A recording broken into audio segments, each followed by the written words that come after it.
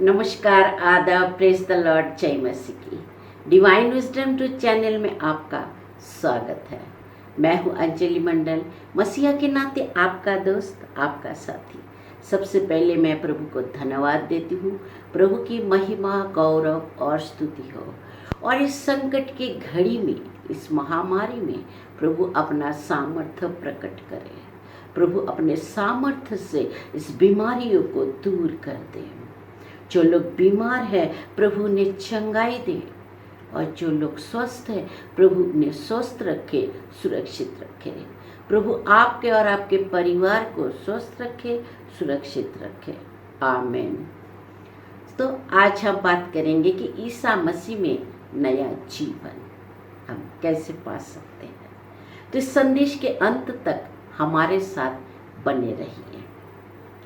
तो इस चैनल को सब्सक्राइब करना ना भूलें और इस सुसमाचार को लोगों तक पहुंचाएं, शेयर करें, लाइक करें। तो मसीहा में एक नया जीवन यानी क्या?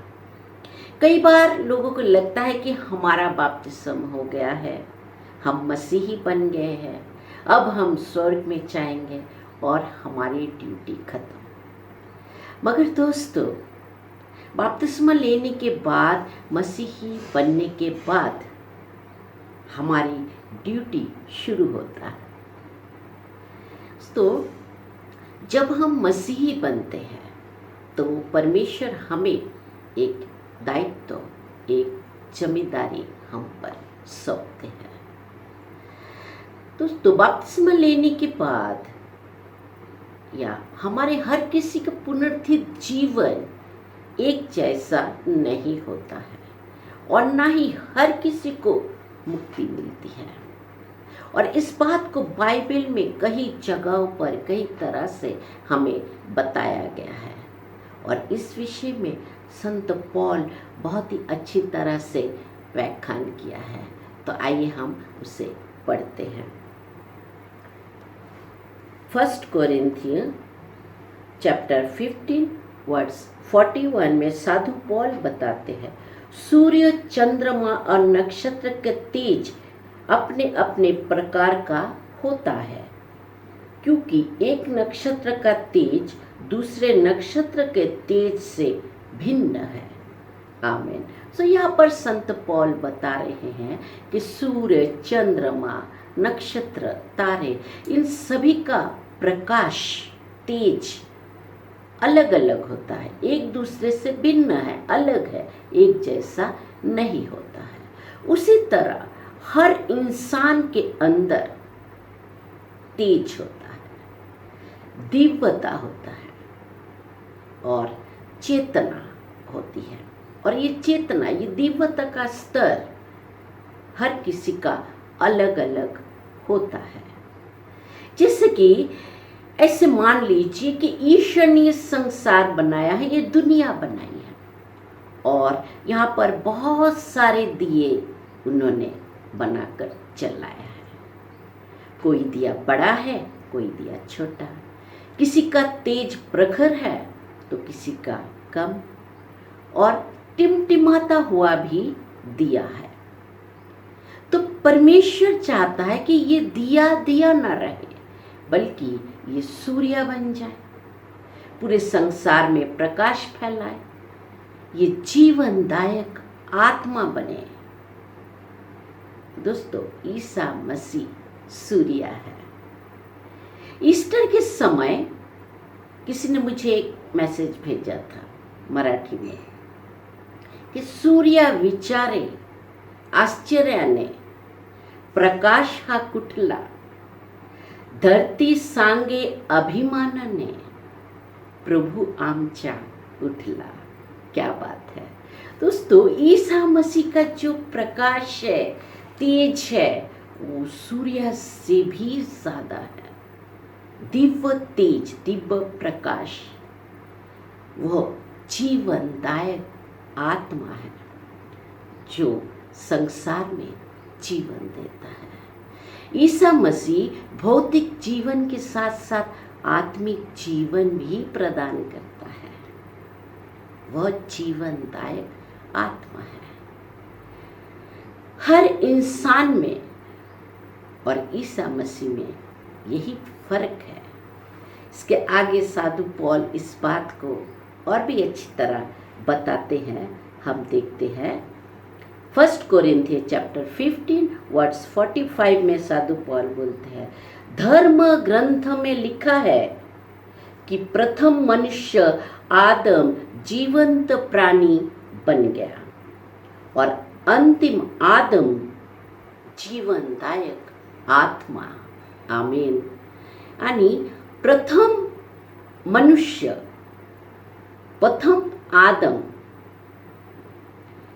वो जीवंत प्राणी बन गया जिसके द्वारा इस संसार में पाप आया, और अंतिम आदम यानी ईसा मसीह जीवनदायक आत्मा जिसके द्वारा इस संसार में पाप मुक्ति आया। तो परमेश्वर चाहता है कि हर मनुष्य जीवनदायक आत्मा बने। ईसा मसीह जीवनदायक आत्मा है और उनके सदृश जो है वो भी जीवनदायक आत्मा है। और परमेश्वर यही चाहता है कि हर मनुष्य उसके पुत्र के जैसा जीवनदायक आत्मा बने, वो संसार में प्रकाश फैलाए और लोगों को जीवन दे। और फिर 46 पद में साधु पौल बताते हैं और भी इसे खुलासा वो करते हैं कि जो पहला आता है वो आध्यात्मिक नहीं बल्कि प्राकृत है, इसके बाद ही आध्यात्मिक आता है। तो पहले जो आता है वो हमारा शरीर है। ये शरीर पहले आता है जो प्राकृत है, जो विनाशी है। देखिए हर जगह, हर बात में, हर विषय में हमारा शरीर ही तो पहले आता है, उसकी जरूरत, उसकी चाहत, उसकी इच्छा, और फिर आता है आध्यात्मिकता। कई लोगों को तो आता ही नहीं, पूरी जिंदगी गुजर जाता है। तो आध्यात्मिकता के लिए क्या करना है?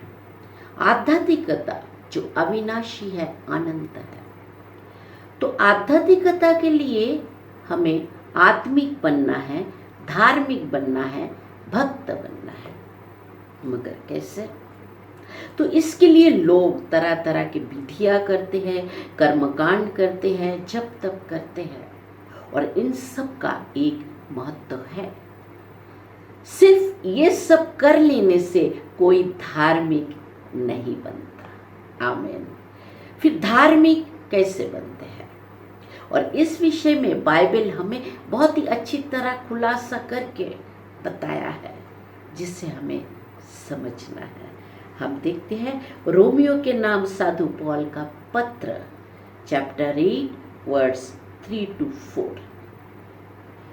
मानव स्वभाव की दुर्बलता के कारण मूसा की संहिता जो कार्य करने में असमर्थ थी, वह कार्य ईश्वर ने कर दिया। उसने पाप के प्रायश्चित्त के लिए अपने पुत्र को भेजा, जिसने पापी मनुष्य के सदृश शरीर धारण किया। इस प्रकार ईश्वर ने मानव शरीर में पापों को दंडित किया, जिससे हम में जो कि शरीर के अनुसार नहीं बल्कि आत्मा के अनुसार आचरण करते हैं। और इसी तरह संहिता की धार्मिकता पूर्णता तक पहुंचा है। आमीन। तो इसे हम समझ लेते हैं कि मूसा का जो संहिता है, जो नियम दिया गया था, हम देखते हैं दोस्तों पुराने नियम में कितने सारे नियम दिए गए थे कि इस दिन यही खाना, इस दिन चांदी के बर्तन में खाना, इस दिन सोने के बर्तन में खाना, इस दिन ये काम नहीं कर सकते और इस दिन ये करना जरूरी है। तो इसी तरह का नियम दिया गया था। और ईश्वर का 10 आज्ञा, 10 कमांडमेंट्स, जिसमें बताया गया कि ईश्वर एक है, एक ईश्वर की पूजा करो, उसकी आराधना करो, अपने माता पिता का सेवा करो, चोरी मत करो, झूठ मत करो, बोलो व्यभिचार मत करो, हत्या मत करो। तो इसी तरह का जो नियम दिया गया था, आज्ञाएं दी गई थी, वह में, उस नियम में वो शक्ति नहीं थी जो इंसान उसे पालन करे। और मानव स्वभाव दुर्बल है, और इस दुर्बलता के कारण ये संहिता, ये नियम जो काम नहीं कर पाया, ईश्वर ने वो काम कर दिया है। कैसे? उन्होंने अपने इकलौते पुत्र को इस संसार में भेजा, जिसने पापी मनुष्य के सदृश शरीर धारण किया, और ईश्वर ने उसी शरीर में पापों को दंडित किया। यानी हमारे पापों को ईसा मसीह अपने शरीर में लिया, सूली पर चढ़े, ताकि मनुष्य अपनी शरीर के वासना के अनुसार नहीं, बल्कि आत्मा के अनुसार जीवन बिताए, आत्मा के अनुसार चले, और इसी तरह धार्मिकता पूर्णता तक पहुंच गया। आमीन दोस्तों, क्या बात है। तो हम मनुष्य जो शरीर के वासनाओं के अनुसार नहीं, बल्कि आत्मा के अनुसार चलते हैं, जब हम बपतिस्मा लेते हैं, ईसा मसीह को अपने प्रभु के रूप में स्वीकार करते हैं, हम धार्मिक बनते हैं, भक्त बनते हैं। तो आत्मिक रूप से हमें, आध्यात्मिक रूप से हमें जीवन बिताना है, ना कि भौतिक सांसारिक रूप से।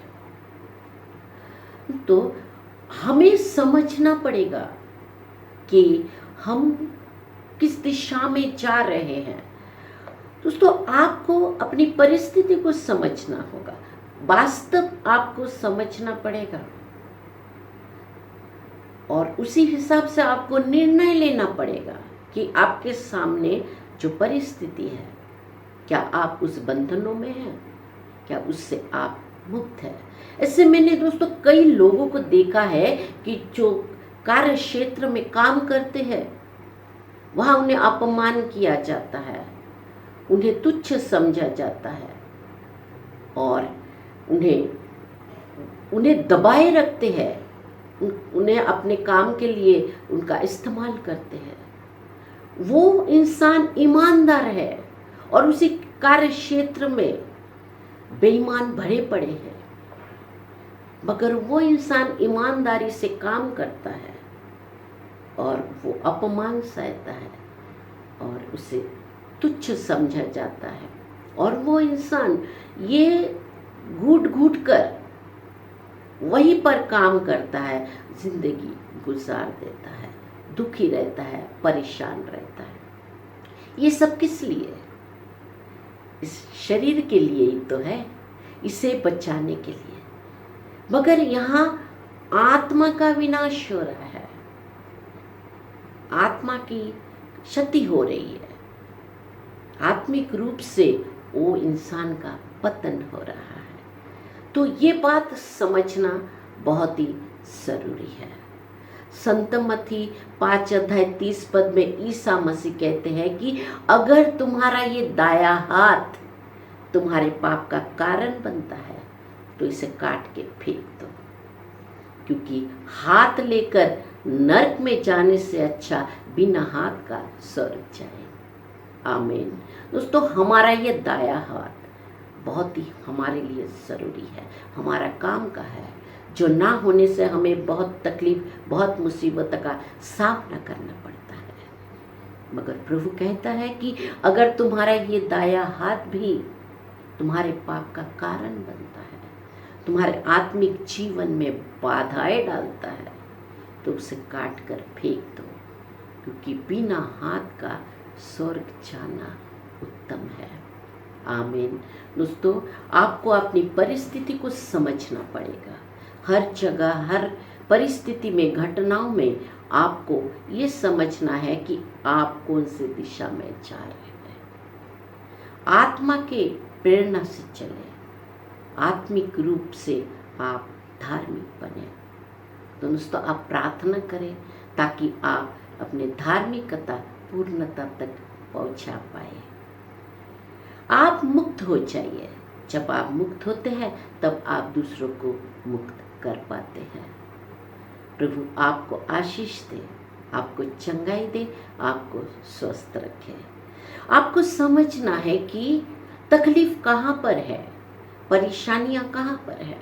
अगर आपकी तकलीफ आपके आँखों में है, बीमारियाँ आँखों में है, तो आप उसे नज़रअंदाज करते हैं और कानों में दवाइयाँ डालते हैं, तो इससे क्या फायदा। आपको अपने ऊपर ईमानदारी से सोचना पड़ेगा। आप अपने प्रति ईमानदार बने,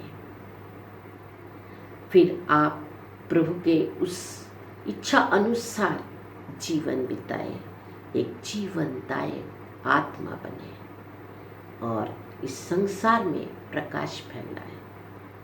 और प्रभु आपको आशीष दे और प्रभु का जो इच्छा है, उद्देश्य है, प्रभु ईसा मसीह का जन्म, मृत्यु, पुनरुत्थान सफल होगा। तो दोस्तों, आप प्रार्थना कीजिए। इस समय आप लोगों के लिए प्रार्थना कीजिए। आप और आपके परिवार स्वस्थ रहे, सुरक्षित रहे, यही प्रार्थना करते हैं। और हमेशा खुश रहे, मुस्कुराते रहे। आपसे फिर मिलेंगे, तब तक के लिए इजाज़त दीजिए। धन्यवाद, शुक्रिया, जय मसीह।